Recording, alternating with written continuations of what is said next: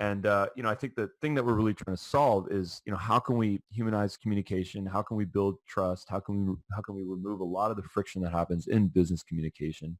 And how can we do it in such a way where it's frictionless, it's seamless, people can click a couple of buttons and feel confident and put their messages out there. Welcome to the My Future Business Show, where we get you in front of your best audience and keep you there. Not only are we interviewing the biggest names in business to help you become even more successful, we're inviting you to book your spot on the show to help you grow your business. So at the end of the call, make sure you fill in the interview application form at myfuturebusiness.com/interviews. Hi, and welcome back to the My Future Business Show. My name is Rick Nusky. I'm on the line with Ruben Dua, who is the founder of a video communication platform called DUBB. Now, I invested in DUBB a little while ago, and today we're going to be talking with Ruben at length about his journey, his entrepreneurial journey, and somewhat about the platform itself. So welcome to the show, Ruben. Thank you so much. Really appreciate it. Glad to be here. Yeah, no, look, it's absolutely my pleasure. It's been a bit of a to and fro, getting a little bit of time with you, and it's an absolute pleasure, and I'm honoured to have you on the show. Thank you. Thanks. Yeah, I know that I'm looking through your profiles on LinkedIn and things like that. I like to do my research, and I found some things quite startling about your background, and I would love to venture into some of those things. Now, I understand that you have a master's in media studies, MBA in business. So I wonder, Ruben, is this, I guess, the formative part of where the idea for DUBB came about? And, if we could explore that. But before we go into, I guess, the nuts and bolts of the journey, I would love to learn a little bit about the man himself. Could you share a little bit about yourself with the My Future Business audience? Yeah, I mean, well, thank you. I mean, thank you for those questions. I really appreciate that. And I think my journey really started, my professional journey really started when I was about 18 years old. And, I was enrolled at USC, University of Southern California. Mm-hmm. And, I was kind of in the internet game. I was learning about it. I was learning to code, and I was, I had a little tiny tech that I was starting to build up, and I was just kind of enamored with the whole thing. And I was part of an organization actually, and sort of a social organization at the school, and I said, hey, why don't you guys have a website? And they said, a website? Well, what's a website? This was back in 1994. Back in the day. Yeah. And I said, well, a website's a web page on the internet, and you can put some information, and you can put graphics and images, whatever you want, text, copy, links, doesn't matter. So they said, well, why don't you build it for us? And I said, let's do it. So that was kind of my first foray into any type of web property. And that was a tiny little website. It was built on the EDU website at the time. And I think USC was a little bit forward when it came to technology and providing us access to Telnet back then, which was pre kind of GUI, graphic user interface email. And it was all done based on Telnet, which was just like a code basically. Mm-hmm. So anyways, long story short, that kind of catalyzed me into getting into really just completely passionate about technology and web development and technology really specific when it comes to communication, right? And that was, I think, the first kickoff to a startup at that time, and that was, I think, a year or two later, which was an early evolution of a social network, and it was kind of a business profile-based website where people could build up their profiles. It's sort of a very Frankensteinian LinkedIn or Facebook or something. It lacked a lot of really necessary and core functionality, but at its core, it was a profile-based social network. Yep. And that was called Talent Reach, and that was a really interesting pre-kind of .com bust experience that I had, where I had a chance to be an entrepreneur, understand how to build technology, understand how to find product market fit, of course, which we never found. And we were a casualty of the .com bust. But I think that was a really important part of my career, because I learned what it was like to build something, to invest into something, and then ultimately to fail, and how to do that with a little bit of grace, and at least take the learning from that. So yeah. And then the story continues. I mean, I go on from there. My career really got into more tech, more media, building technology, working with clients. And I think as of more recently, within the last couple of years, I found myself working with large sales organizations and sales teams and really learning that there was a massive pain point when it came to communicating, sharing ideas, being visual, decreasing sales cycles, getting a point across. Mm-hmm. And that's really where the formation of DUBB occurred, in terms of being a video and visual communication platform that allowed people to just really record videos, share videos, and then track videos. And the rest is history. And we've been working at it for, 2 years plus now. Mm-hmm. And we've just evolved the tech. We've, have 15,000 plus users. We have some amazing paid subscribers all around the world. We're constantly learning, constantly capturing data, constantly iterating the product. We're on 1 to 2 week cycles, tech cycles. So there's a very fast evolution cycle that happens for us. And really, it's just about empowering other folks to realize their dreams, to communicate, really. Yeah, thank you so much for sharing your insight, Ruben. It means a lot to the My Future Business audience. They're obviously startup entrepreneurs and existing small to medium business size owners, and they love this sort of technology. Now, you touched on something just a little earlier about, the failure that you experienced as part of your learning journey. I'd love to sort of maybe deep dive a little bit more into that in terms of the psychological impact that might have on someone as they go through this, because it can almost feel like you're going to die. It's that sort of acute. How did you process that, and what would you say to people that are worried about that element?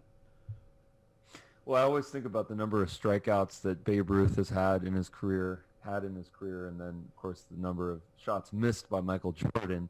And those numbers, if you research those, they're pretty staggering. They're much higher than one might think. And I think the reason why that takes place, of course, might be obvious, but it's that there's risk that's taken. And when you take risk, you fail and you mess up. And the point and the most important thing is to learn from that failure. And if you don't learn from that failure, then it's sort of a failure it's sort of a waste of time. Yeah. So, I've failed fabulously in my life, and I have, And, I think my most important thing, I definitely I'm a high risk type of individual, that exposes, me personally, professionally to certain things, but I've kind of learned how to take smarter, better calculations, learn from previous experiences, and then figure out ways to kind of invest into the future, stay optimistic, but at the same time, stay cautious, while still maintaining a little bit of foolishness. I think that's kind of important, because if you don't think that whether you think that you can do something or you don't think that you can do something, you're right. You're right. That's a famous quote. I think, was it Henry Ford that said that, or I forgot who said that. Somebody prominent. Yep.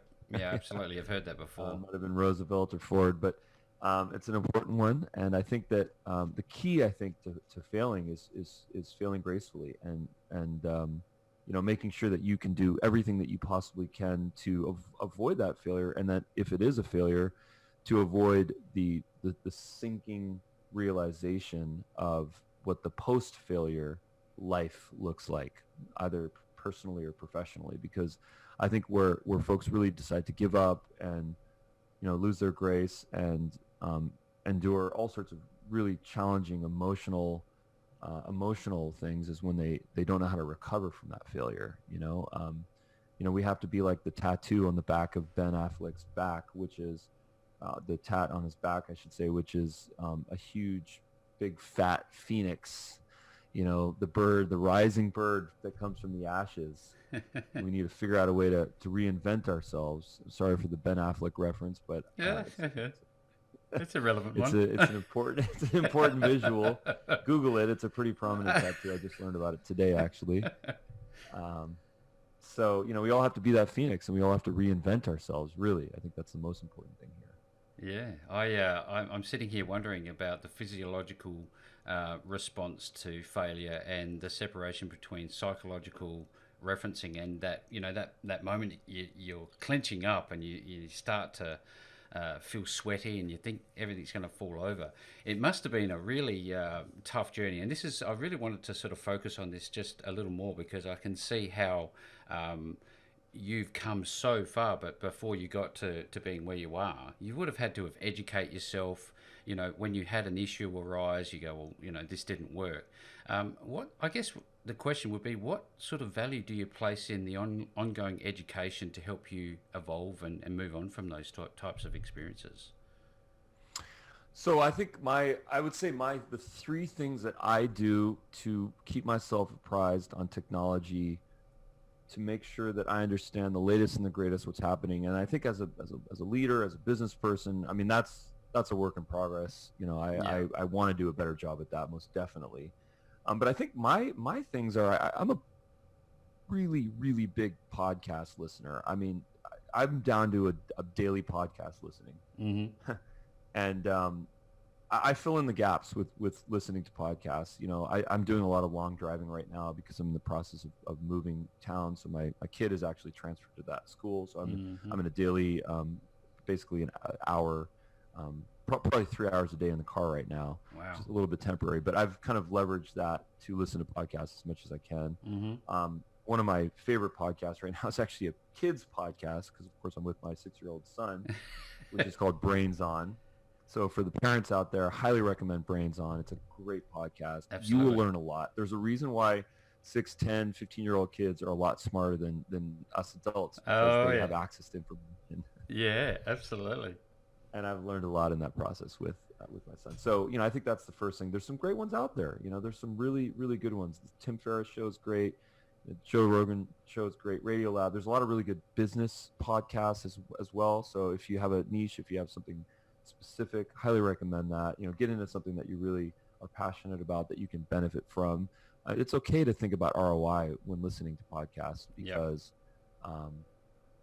you know, it's important to keep ourselves abreast. And I think that your podcast is also another one that people should add to their list. So thank you.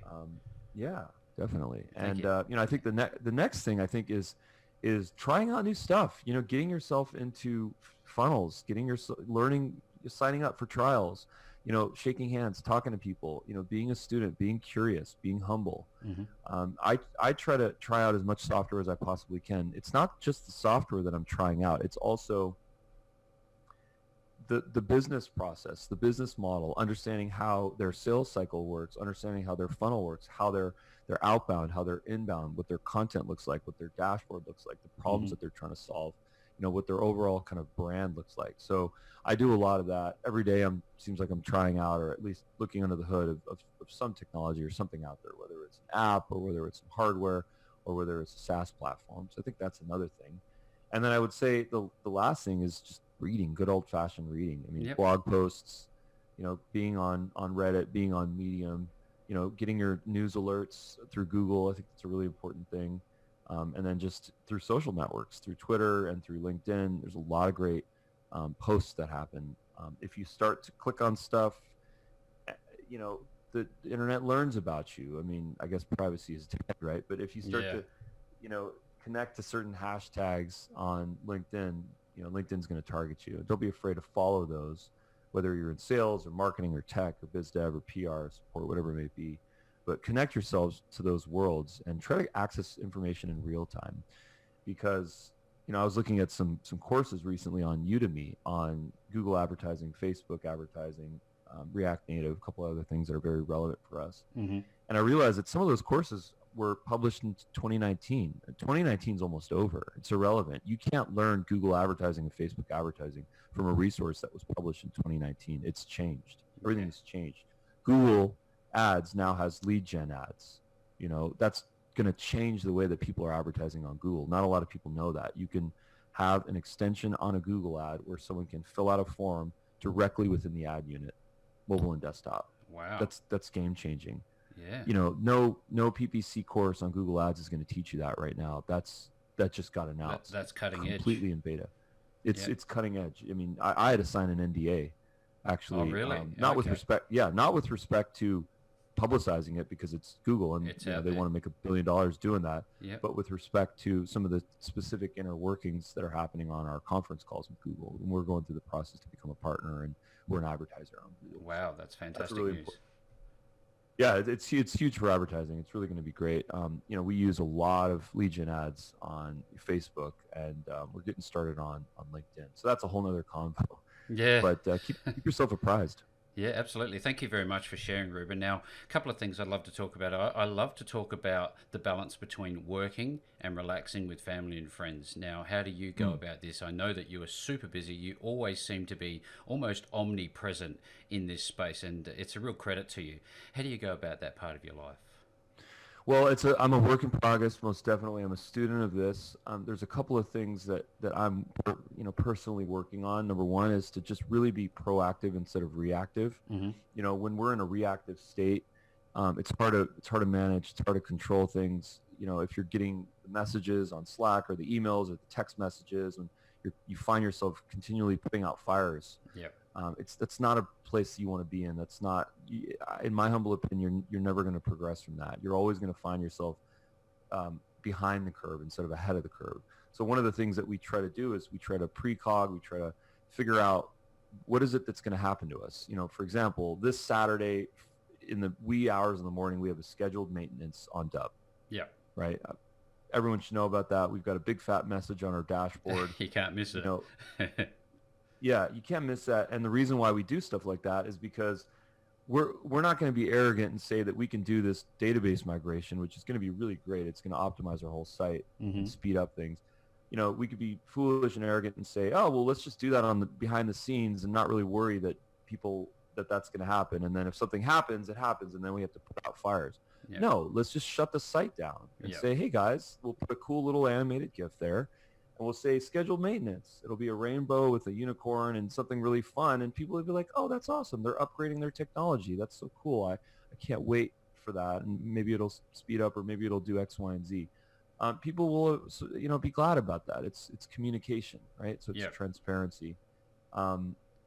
These are new glasses that I'm wearing, and I chose these because they're transparent. So I noticed there wasn't a great deal of reflection on them. You've obviously experienced the same thing I do, because I have reading glasses, and every time. Well, actually, these are also blue light blocking glasses. Okay, so you go outside and they turn black. Yeah. Well, no. What happens is it's the blue light from our monitors and our devices that's really damaging to the eyes. Oh. What you're referring to is light responsive lenses. Oh, yes. Which actually these are as well. Okay. So if I wear these out in the sun, they respond to the light and they darken a little bit. Yes. I think they're actually a little bit darker right now. But most importantly, I'll be the evangelist of this. I put a tweet out recently about this, but anyone that's staring at a screen for more than 2 hours, you are. Yes. Every day. Yes. You gotta wear blue light blocking glasses, which basically blocks a certain type of light that is emitted from screens, which is really known to be harmful to our eyes. I don't have one screen. I have triple screen.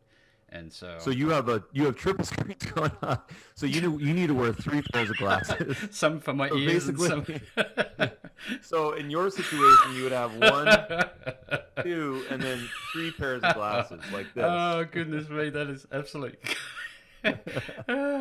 This is the other thing I noticed about you, Ruben. Ever since the fortuitous event, which was AppSumo, I fell in love with.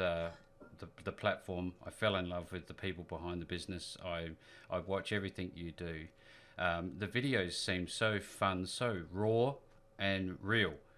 Is there some sort of a technique here? Or is this important to be human when you're on video? Our situation was that we had constraints.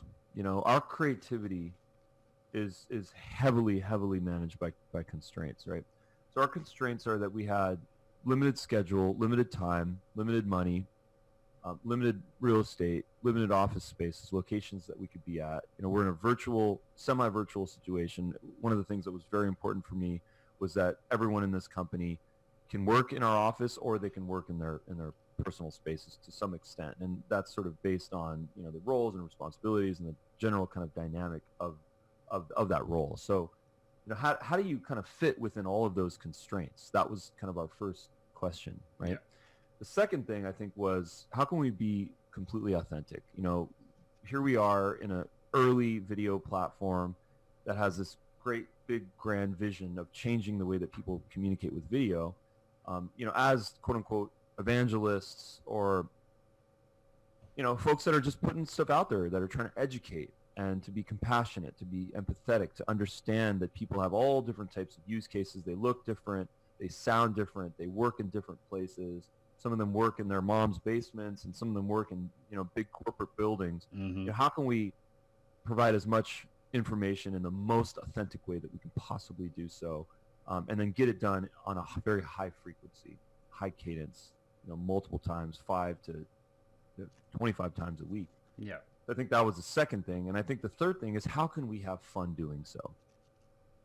If it wasn't fun for us, and if it felt robotic, if it felt overly salesy, if it felt inauthentic, if we felt like clowns, and I say that not like I have anything against clowns, because I love clowns, but they scare me, but that's another story. How can we avoid being idiots and not having fun in the process, and walking away feeling slimy and feeling weird and feeling like, ugh, I don't want to do that.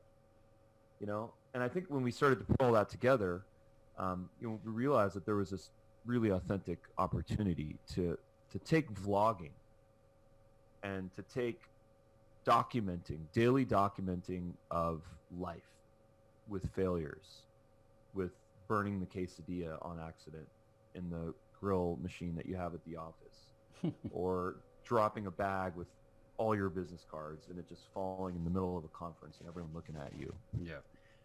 Or having cameras fail or microphones fail. Anything that's happening, that is content. That's real life. That's what's going on in our worlds. And to capture that, and to put it out there, and just to say, listen, we're just like you. We're a human being. We're fallible. We make mistakes.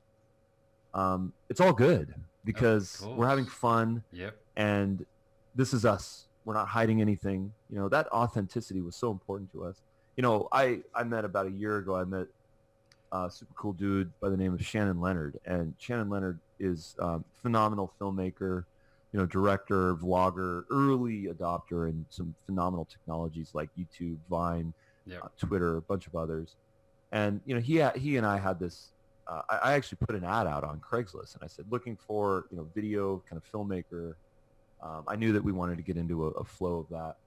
And I put it out on Craigslist, and he responded to it. And I said, hey, why don't you send me a pitch video? Just send me a little sort of hidden YouTube link. I'd love to get to know you, pitch me, basically. So he sent me this really cool video that he was out in some random outdoor location, maybe on a film set. I'm not really sure. And he said, hey, this is my thing. I've been doing this, and I've got this style, and let's meet up. So we met up, and I remember meeting him, and I said, hey, let's shoot a commercial right now. I know we don't know each other, but there's a camera. We're in a cool office location. Let's shoot a video. Let's shoot a commercial, and let's just get into it. And we recorded something, and it was a lot of fun. And it said that I think it was called DUBB Works Better Than Trust Falls. And we were in our office space, we have access to a theater, and we did this funny little skit, and it turned out to be really cool. And I think the point, though, is that it was this constraint mixed with creativity, mixed with a need to communicate, get information out there. And that's what really kicked off the Daily DUBB. And that's our flow now. We have a YouTube channel. We're on all channels, LinkedIn, Twitter, Instagram, Facebook, Medium, and then, of course, our own DUBB blog. And we put out content on a daily basis. So the model of content, we call it the waterfall method, which is all of our content starts with long-form content, recorded podcasts like this, long-form recorded videos, 10, 20, 30-minute videos, very produced, but still very authentic, very kind of run and gun on the fly. And then that gets produced into a long-form piece, and then that goes through the waterfall, and then gets cut and chopped, and it becomes a blog post, it becomes 60-second social posts, it becomes tweets, it gets repurposed, and then, of course, the cycle starts all over again. And then as we build up our library, we have evergreen content that we can tap into when we need to. So we always are, plagiarizing ourselves and grabbing stuff from our YouTube channel. And it's really a daily process. So it's a great investment. It's a long-term investment. Folks are out there doing outbound sales, ringing the phone and sending the emails 100 a day. I think it's important. I think that's going to get you short-term success. But I think it's really important to have a parallel track where you're doing your outbound, you're doing your homework, you're building up your pipeline, you're getting that kind of conversions on a quick basis, but at the same time, building up evergreen content, building up your brand, and having a library of information that's on YouTube, LinkedIn, your blog, wherever you want to ultimately build that brand up. Now I know that we could take this this call in many different directions. The river is wide and deep. As a skater myself, I want to know, did you ever get that kickflip worked out with Tony Hawk? You know, I was in my car the other day, and I drove by some kids at the grocery store, and I don't know why I did this. I rolled down the window and I said, "Do a kickflip," and he did. Actually, the kid did. He did it perfectly. One shot. One shot. Yeah. Yeah. That's wonderful. I grew up skateboarding. I was Yep. a skateboarder in the San Fernando Valley, which is a really fun place to learn and start skateboarding. This was in the 80s. Mm-hmm. And, you know, a lot of great skateboarders came out of Venice and came out of the Valley, and different types of kind of SoCal, you know. And we used to go to washes, and we built a half ramp in my friend Cameron's backyard. And, you know, there's something that I realized as a skateboarder. Yeah. Is that I was never going to be able to pull the tricks off. Oh, yeah. I learned that. No matter how early. hard I tried, it never happened. I mean, I got an ollie down, you know, maybe 10% of the time I could ollie onto a curb. Mm-hmm. But you know, I could go down the ramp and I could kind of do that thing. But for some reason, I could never take it to the next level in The skateboarding. inverts and 360 airs and 720s. Why not, Ruben? God.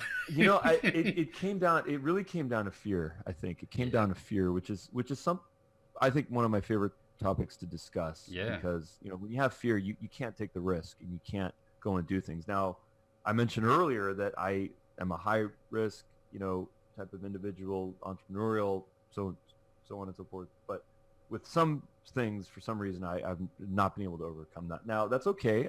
It's very cool. I mean, I have no issues with that. But I tried surfing as well. Yep. And surfing for me was, I really couldn't get into a shortboard situation. Longboard is where I felt comfortable. Yep. And it was a little bit more kind of easy and spiritual and kind of a hang instead of something that's aggressive and something that Kelly Slater would do. Yep. And I'm okay with that. And then I found snowboarding, and then that's really, you know, my third pivot, where I was really able to find my confidence. And Haven't seen you do much of that. Maybe I've missed it. Well, 2 kids now, so I definitely do a lot less of that. But you know, I got into snowboarding before snowboarding. I mean, this was when Burton, you know, had. I don't know if folks have seen the early snowboards out there. Mm-hmm. It seems like all I'm doing is aging myself here. But like my first snowboard, it basically looked like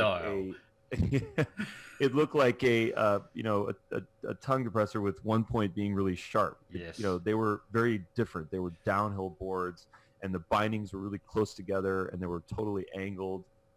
There was nothing parabolic about this. It was just a straight shot. So, you know, that was my first snowboard. It was an early Burton snowboard, and I just fell in love. And I didn't have fear, and I was able to do a lot of stuff. And I really got into the cross country tree rides, early adopter of helmets in snowboarding, and then that, you know, since then I've just been really passionate about it. I must confess I've not been able to do it as much as I want to. Yeah. And for some reason, I've decided to teach my kid how to ski instead of snowboard. So I don't know why I've done that, but follow the path. The intuition's serving you well for some reason.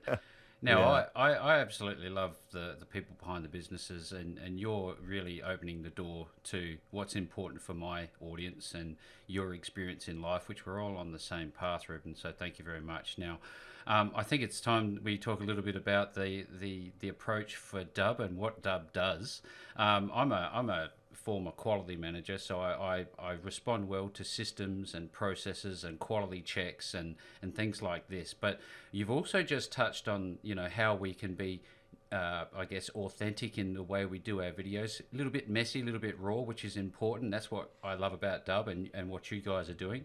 But how does that translate into this wonderful system called DUBB? And I wonder if you could just share it with the audience. What is it about, and how does it work?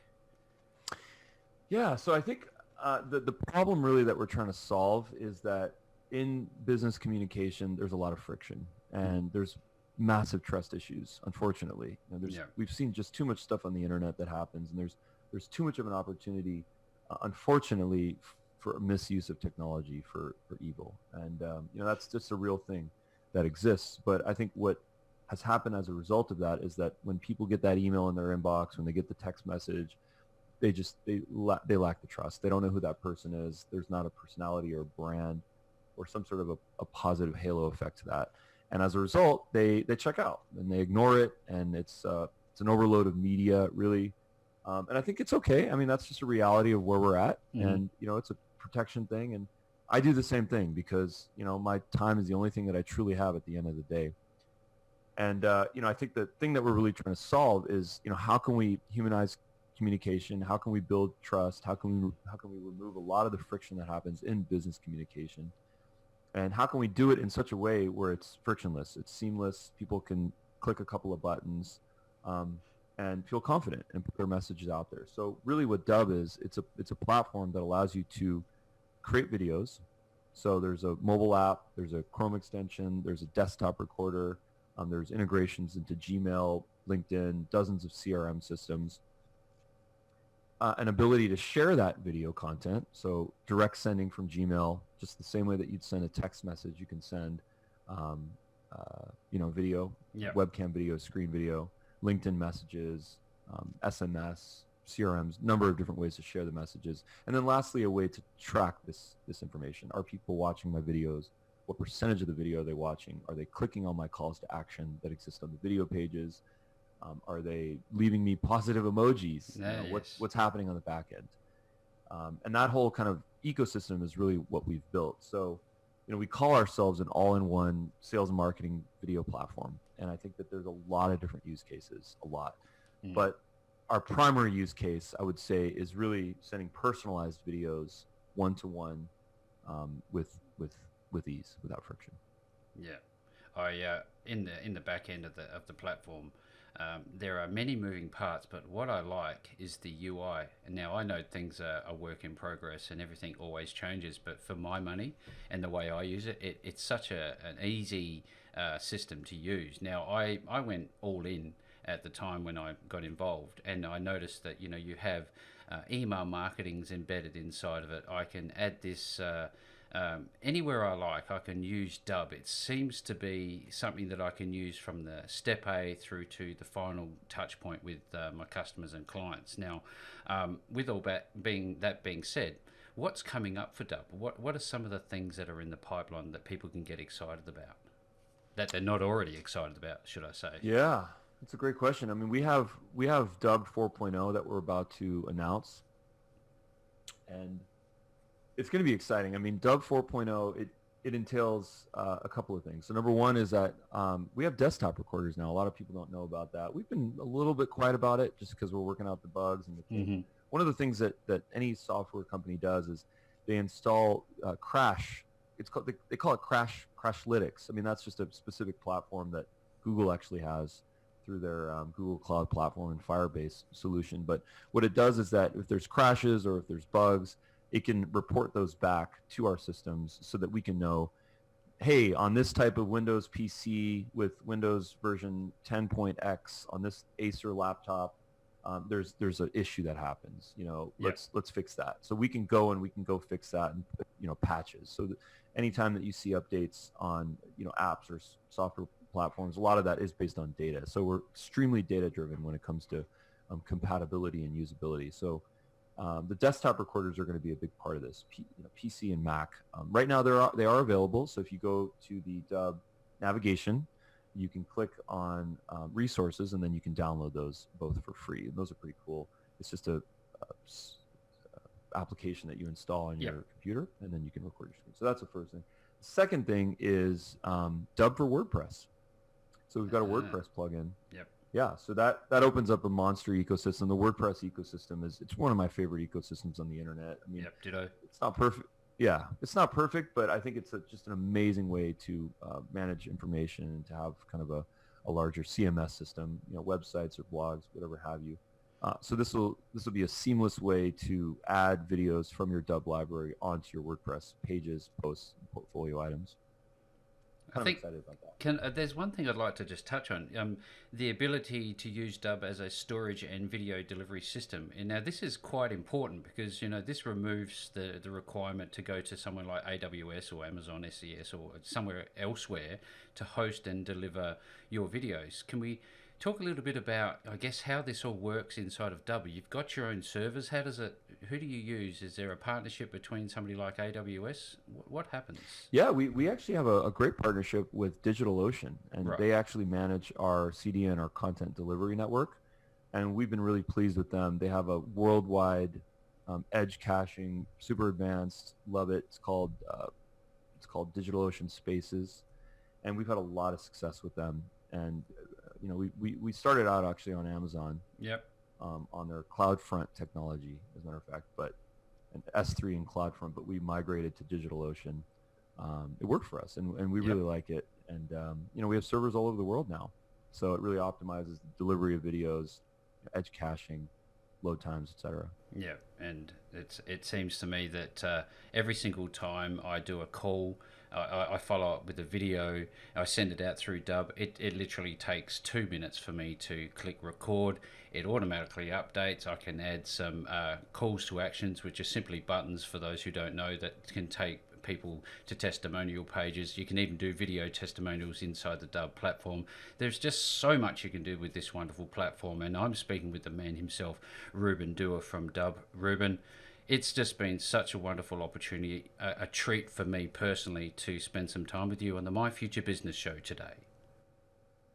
Well, I really appreciate it. Great to be here. Thanks for joining us today. If you enjoyed the call, then make sure to subscribe, leave a comment, share us with your friends, and book your spot on the show at myfuturebusiness.com/interviews. And if you're looking for solutions that will help grow your business, then visit myfuturebusiness.com/shop.